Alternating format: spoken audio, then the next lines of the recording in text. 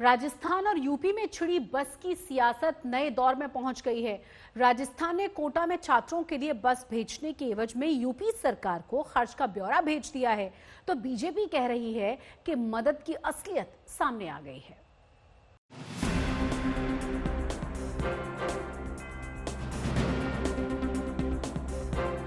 राजस्थान सरकार ने यूपी की योगी सरकार को 36,36,664 रुपए का बिल भेज दिया है।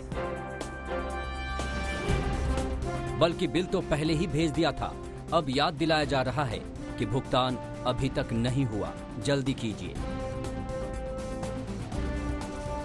मामला कोटा में फंसे यूपी के छात्रों को वापस भेजने में हुए खर्च का है।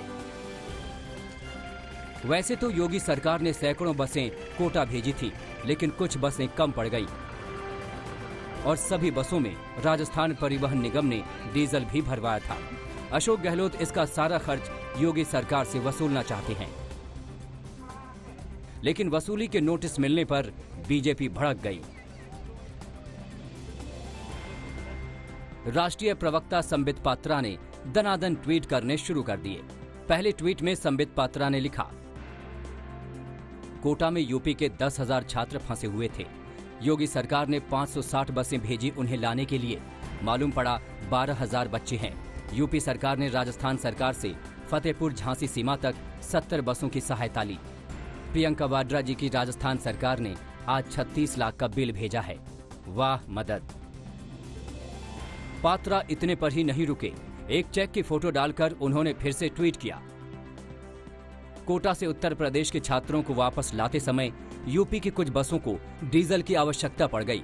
दया छोड़िए, आधी रात को दफ्तर खुलवाकर प्रियंका वाड्रा की राजस्थान सरकार ने यूपी सरकार से पहले 19 लाख रुपए लिए और उसके बाद बसों को रवाना होने दिया। वाह रे मदद। अब भड़कने की बारी कांग्रेस की थी। मोर्चा संभाला राजस्थान के परिवहन मंत्री प्रताप सिंह खाचरियावास ने। उत्तर प्रदेश परिवहन निगम ने, जो इनके निदेशक है राजशेखर जी, उन्होंने पत्र लिखा और फोन पर बात करके रिक्वेस्ट की कि हमारी उत्तर प्रदेश की बसें स्टूडेंट को लेने के लिए कोटा गई हुई है, उनको डीजल की जरूरत है, तो आपसे हमारी रिक्वेस्ट है कि आप उनमें डीजल डलवा देना। डीजल का हम पेमेंट बाद में कर देंगे। बात में दम साबित करने के लिए राजस्थान सरकार ने यूपी के परिवहन विभाग की वो चिट्ठी भी मीडिया में जारी कर दी, जिसमें राजस्थान सरकार से खर्च का ब्यौरा मांगा गया था। ये चिट्ठी 27 अप्रैल को लिखी गई थी। गहलोत सरकार कह रही है कि हमने खर्च नहीं मांगा, लेकिन सिर्फ डीजल का पैसा मांगा है। राजस्थान राज्य पथ परिवहन निगम ने उनको बसें भी उपलब्ध करा दी। स्टूडेंट आपके उत्तर प्रदेश पहुंच गए, वो स्टूडेंट थे और उसके लिए हमने कोई पैसा मांगा नहीं। आपके यहां से ही आया कि हमें डीजल डलवा दीजिए। तो ये जो परिवहन निगम दोनों आपस में एक दूसरे के डीजल डलवाते हैं तो एक दूसरे को पैसा देते हैं। दरअसल सारा फसाद यूपी से बैरंग लौटी कांग्रेस की बसों को लेकर है और इसमें मोहरा बनाया जा रहा है कोटा मामले को। कांग्रेस जताना चाहती है कि उसने छात्रों के लिए योगी सरकार की निस्वार्थ मदद की थी और यही काम मजदूरों के लिए करना चाहती है, लेकिन राजनीति के चलते योगी सरकार ने बसें लौटा दी। दूसरी तरफ बीजेपी ये जताना चाहती है कि कांग्रेस मदद के बहाने सिर्फ राजनीति खेल रही है और कोटा में पैसे लेकर की गई मदद को एहसान की तरह पेश कर रही है। जयपुर से शरद कुमार और लखनऊ से कुमार अभिषेक के साथ आज तक ब्यूरो। अम्फान की तबाही का जायजा लेने के लिए पीएम मोदी आज बंगाल और ओडिशा के दौरे पर जा रहे हैं। सीएम ममता बनर्जी ने पीएम से बंगाल आने की अपील की थी, जिसके बाद पीएम ने पूरी मदद का भरोसा दिया था।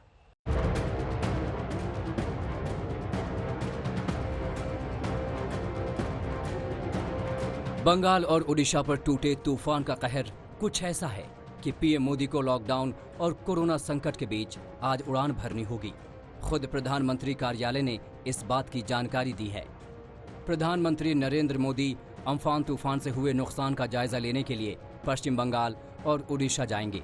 पीएम हवाई सर्वे करेंगे और समीक्षा बैठक में शामिल होंगे, जिसमें राहत और पुनर्वास के कार्यों पर चर्चा की जाएगी। अम्फान के आगे बंगाल और दिल्ली की सियासत बेमानी पड़ गई। तूफान गुजरने के बाद तबाही का मंजर देखकर सख्त तेवर वाली ममता बनर्जी ने भी जार जार होकर पीएम मोदी से बंगाल का हाल अपनी आंखों से देखने की अपील की थी। He already assured me that they will extend their full help. And I will request the Prime Minister also to visit, have a look how Sundarban, the Bay of Bengal, to the border of Bangladesh, and surrounding areas also, how it has been affected. The disaster is disaster. Now the restoration work started. PM का कार्यक्रम तय हो चुका है। उसका पूरा ब्यौरा इस तरह है। पीएम का विमान आज सुबह 10:45 पर दमदम एयरपोर्ट पर उतरेगा। सुबह 10:50 पर सीएम ममता बनर्जी के साथ पीएम मोदी हेलीकॉप्टर से बशीरहाट जाएंगे। सुबह 11:20 पर पीएम मोदी हवाई सर्वे के लिए निकलेंगे। उसके बाद समीक्षा बैठक में शामिल होंगे और दोपहर 1:30 बजे भुवनेश्वर के लिए रवाना हो जाएंगे। अम्फान ने बंगाल में भीषण तबाही मचाई है। अभी तक 70 से ज्यादा लोगों के मारे जाने की खबर है। मुख्यमंत्री ममता बनर्जी मृतकों के परिवार को 2-2 लाख के मुआवजे का ऐलान कर चुकी हैं, लेकिन इस तबाही से बंगाल को उबारने के लिए उन्हें केंद्र सरकार की भी मदद चाहिए। मदद का यही हाथ बढ़ाने पीएम आज बंगाल पहुंच रहे हैं। दिल्ली से पौलमी और कोलकाता से मनोज्ञा लोईवाल के साथ आज तक ब्यूरो। पश्चिम बंगाल और ओडिशा में महा तूफान अम्फन ने दोनों राज्यों की कई शहरों की सूरत को बिगाड़ दिया है। तूफान आकर गुजर चुका है, मगर अपने पीछे छोड़ गया है बर्बादी के निशान। अकेले बंगाल में ही 72 लोगों की मौत हुई है।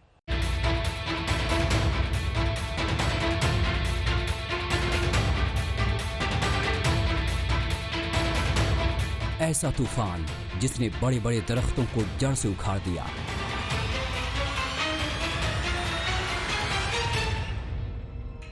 ऐसा तूफान जिसने जमींदोज कर दिए मकान के मकान।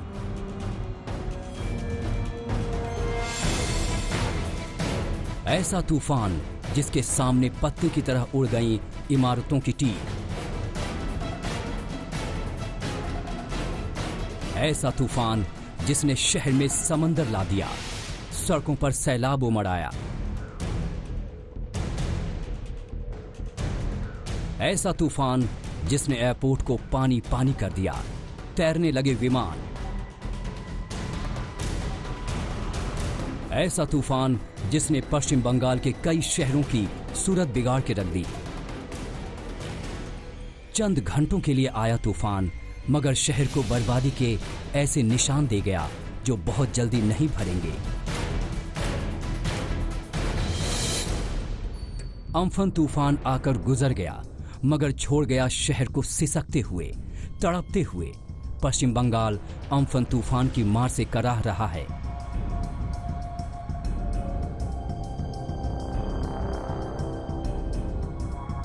जो प्लेन कभी आकाश की ऊंचाई नापते थे, वो पानी में तैर रहे हैं। कोलकाता एयरपोर्ट मानो किसी तालाब में तब्दील हो गया है। एयरपोर्ट की ओर जाने वाले रास्तों पर बर्बादी बिखरी हुई है।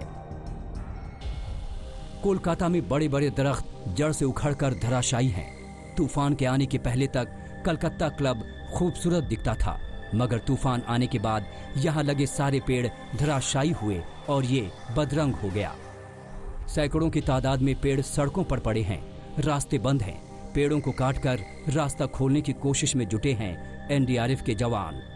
पूरे शहर में रास्तों में पेड़ गिरा हुआ है और इस वक्त रास्ते में उतर के कोलकाता म्युनिसिपल कॉर्पोरेशन की जो अफसर्स हैं वो इसको साफ करने की कोशिश कर रहे हैं और ये उनके लिए एक बहुत बड़ा चुनौती है। आप देख सकते हैं कितना बड़ा पेड़ है वो गिर चुका है यहाँ पे और हाथों से इसको हटाया जा रहा है। इस वक्त जो केएमसी के कर्मचारी हैं वो कोशिश में जुटे हुए हैं कि इसको साफ कर दिया जाए। अयोध्या में लॉकडाउन के दौरान मिली छूट के बाद समतलीकरण का काम शुरू किया गया था और इसी दौरान ट्रस्ट की ओर से दावा किया गया है कि राम जन्मभूमि निर्माण स्थल से कई मूर्तियां और स्तंभों के अवशेष मिले हैं। इसके बाद राम मंदिर को लेकर नए सिरे से चर्चा शुरू हो गई है।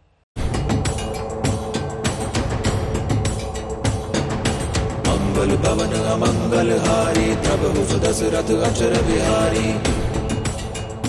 कोरोना काल में जमीन चीरकर इतिहास की निशानियां बाहर आई हैं। सदा चली आई प्राण। अयोध्या में राम जन्मभूमि की आई ये तस्वीरें राम भक्तों के लिए नया उत्साह लाएंगी। बोल सियापति रामचंद्र की।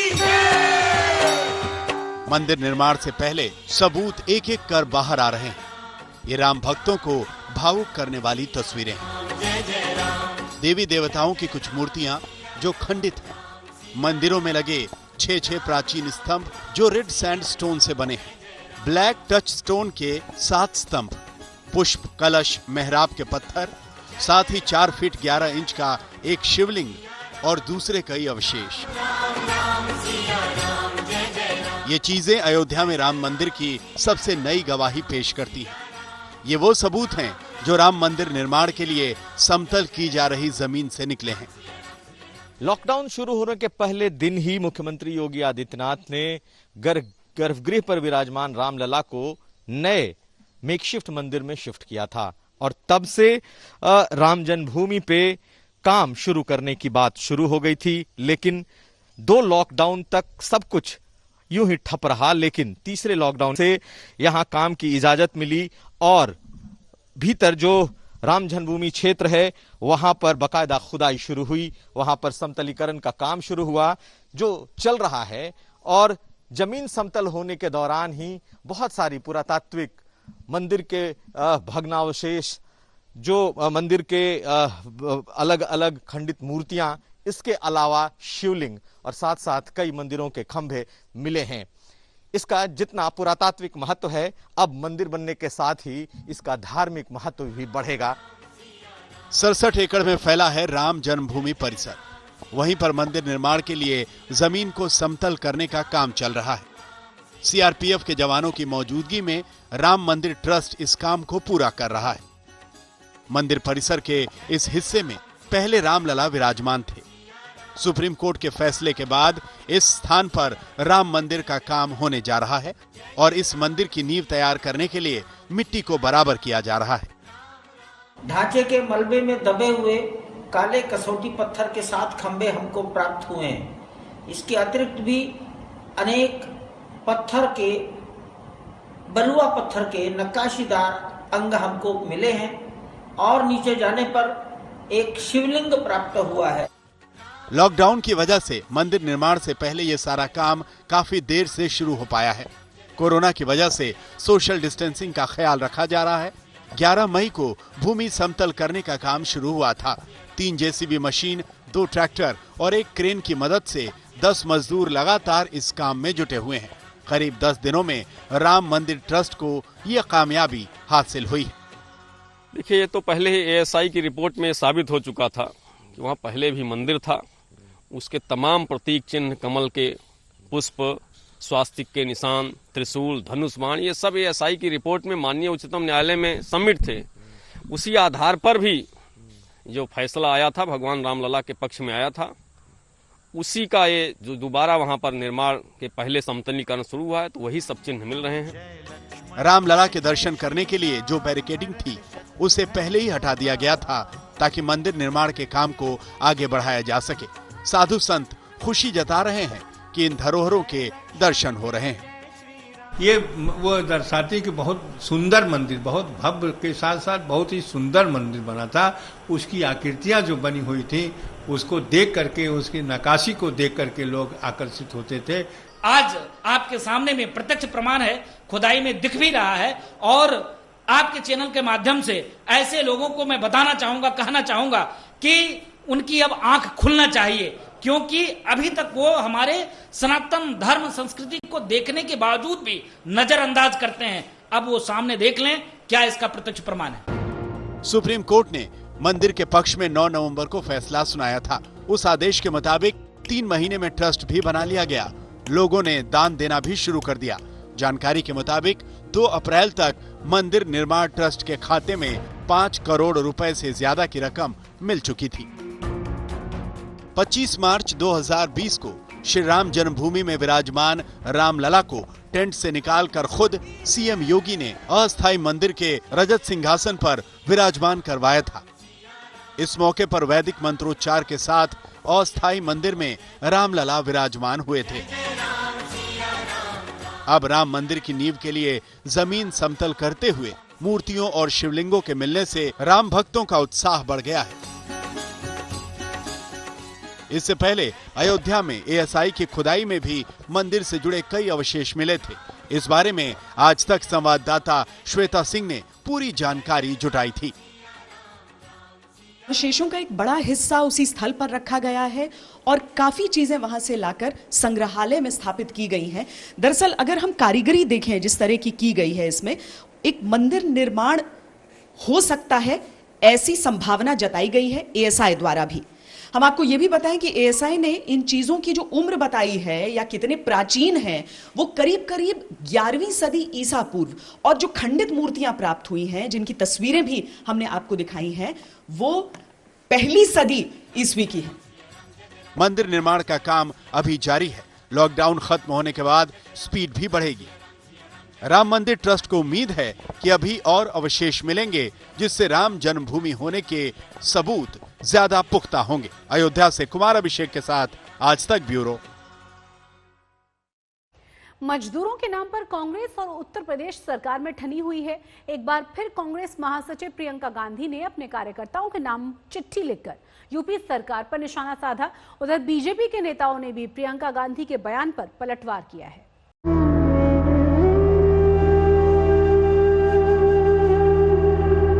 मजदूरों के लिए समय क्रूर है, लेकिन सियासत अपने नशे में चूर है। तपती धूप में मजदूर शहर के शहर नापता चला जा रहा है और सियासी लोगों को उनकी तकलीफ देखकर भी पसीना तक नहीं आ रहा है। बैल बनकर खुद को जोत लेता है जिंदगी के कोल्हू में मजदूर, लेकिन सियासत का तो अपना अलग ही है दस्तूर। मजदूर की किसे पड़ी है, सियासत मजदूरों की परेशानी से कई गुना बड़ी है। सियासत के दो पाटों में पिस गया है मजदूर। ताजा मामला ये है कि कांग्रेस और यूपी सरकार के बीच मजदूरों के लिए चलाई जाने वाली बस को लेकर ना तो कोई परिणाम निकला है और ना ही राजनीति का बवंडर थमा है। आज प्रियंका गांधी ने एक बार फिर अपने कार्यकर्ताओं के नाम एक चिट्ठी लिखी। साथियों, आपने देखा योगी सरकार का कोरोना महामारी से लड़ने का तरीका।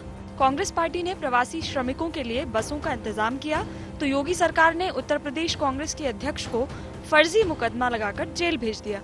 कोरोना आपदा काल में पूरा देश एकजुट होकर महामारी से लड़ रहा है, मगर यूपी सरकार श्रमिकों के लिए बस, ट्रेन टिकट, खाने और राशन का इंतजाम करने वालों को जेल में डाल रही है।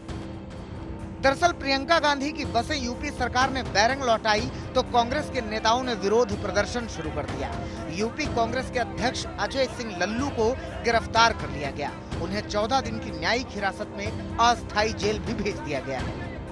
इसी बात के विरोध में प्रियंका ने कांग्रेस कार्यकर्ताओं से अपील की कि योगी सरकार के दमन के खिलाफ कांग्रेस कार्यकर्ता सोशल साइट पर आवाज उठाएं। हालांकि बीजेपी की ओर से प्रियंका पर जोरदार निशाने साधे गए। कांग्रेस पार्टी अपना जिम्मेदारी तो निभा नहीं रही है। उनके सरकारें जहां जहां हैं वहां जो जिम्मेदारी से माइग्रेंट वर्कर्स की बात हो और चीजें हो जिनको संभालना है वो तो वो संभाल नहीं रहे हैं। अब ये लगातार भूखे प्यासे, कोई अमृतसर से चल के, कोई गुरदासपुर से चल के, कोई जलंधर से चल के और सीमा क्रॉस करके ये बेचारे आ रहे हैं, तो प्रियंका गांधी को इनकी तकलीफ नजर नहीं आती है। मजदूरों की मदद के नाम पर सियासत जोरदार है और मजदूरों का पैदल सफर जारी है। अफसोसनाक है लेकिन सच है। दिल्ली से मौसमी सिंह के साथ आज तक ब्यूरो। और इसी बीच आपके लिए एक राहत की खबर, 1 जून से जन सामान्य के लिए ट्रेनें चलने लगेंगी। शुरुआती दौर में 200 ट्रेनें चलेंगी, जिनमें एसी, स्लीपर और जनरल क्लास की सभी ट्रेनें होंगी।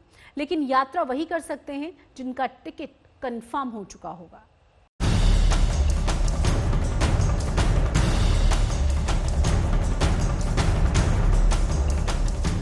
भूल जाइए श्रमिक स्पेशल ट्रेन के बारे में। अब तो आम लोगों के लिए भी 1 जून से 200 रेलगाड़ियां देश के एक कोने से दूसरे कोने तक दौड़ने लगेंगी। उन ट्रेनों के लिए टिकट की बुकिंग शुरू हो चुकी है। और 1 जून से अब लगभग 200 ट्रेनें जो देश के भिन्न भिन्न राज्यों से अलग अलग जगह, तो एक प्रकार से cross country 200 non AC train की सूची कल जारी कर दी गई है। उसकी बुकिंग आज सुबह 10 बजे से प्रोग्रेसिवली बढ़ाते जा रहे हैं। अब लगभग 75 ट्रेनों की बुकिंग शुरू हो गई है। वैसे तो 12 मई से ही राजधानी रूट पर 30 स्पेशल एसी ट्रेन चलाई जा रही हैं, लेकिन 1 जून से जो ट्रेनें चलेंगी वो अलग से होंगी। 1 जून से चलने वाली 200 ट्रेनों में एसी, स्लीपर और जनरल कोच सभी होंगे। ये टिकट IRCTC के ऐप या वेबसाइट से ऑनलाइन बुक कराने होंगे। अभी अधिकतम 30 दिन पहले टिकट बुक कराए जा सकते हैं। अगर टिकट वेटिंग या RAC में रह गया तो आप यात्रा नहीं कर सकते। यात्रा से पहले सभी लोगों का टेस्ट होगा और जिनमें कोरोना के लक्षण नहीं दिखेंगे वही यात्रा कर पाएंगे। यात्रा के दौरान पूरे समय मास्क पहनना अनिवार्य होगा। यात्रियों को कम से कम 1.5 घंटे पहले रेलवे स्टेशन पहुंचना होगा। ट्रेन के भीतर चादर, तौलिया वगैरह नहीं मिलेंगे। सबके लिए Aarogya Setu mobile app download करना अनिवार्य होगा और स्टेशनों पर रेस्तरां नहीं खुलेंगे, लेकिन किताबों और दवा की दुकानें खुलेंगी। रेलवे स्टेशन पे सब दुकानों को भी अनुमति दे दी है शुरू करने के लिए। रेस्टोरेंट नहीं शुरू होंगे, वहां पे टेक अवे अलाउड होगा हेल्थ प्रोटोकॉल के हिसाब से। देश के हर कोने के लिए 1 जून से भारतीय रेल आपकी सेवा में उतर जाएगा, लेकिन उत्तर पूर्व भारत और पश्चिम बंगाल, ओडिशा जैसे राज्यों को थोड़ा इंतजार करना पड़ेगा, क्योंकि रेलवे वहां इंटरनेट सुविधा के बेहतर होने का इंतजार कर रहा है। आज तक ब्यूरो। कोरोना संकट के बीच प्रवासी मजदूर कैसी कैसी मुश्किलों से जूझकर घर वापसी कर रहे हैं, इसकी एक और तस्वीर सामने आई है। पंजाब हरियाणा बॉर्डर पर पुलिस से बचने के लिए प्रवासी मजदूर सड़क छोड़कर घग्गर नदी पार करते हुए नजर आए। देखिए जरा तस्वीरें। हरियाणा पुलिस का कहना है कि उसे किसी भी शख्स को पैदल अंदर आने की परमिशन नहीं है और इसी डर से ये मजदूर इस तरीके से नदी पार करके अपने गंतव्य तक पहुंच रहे हैं।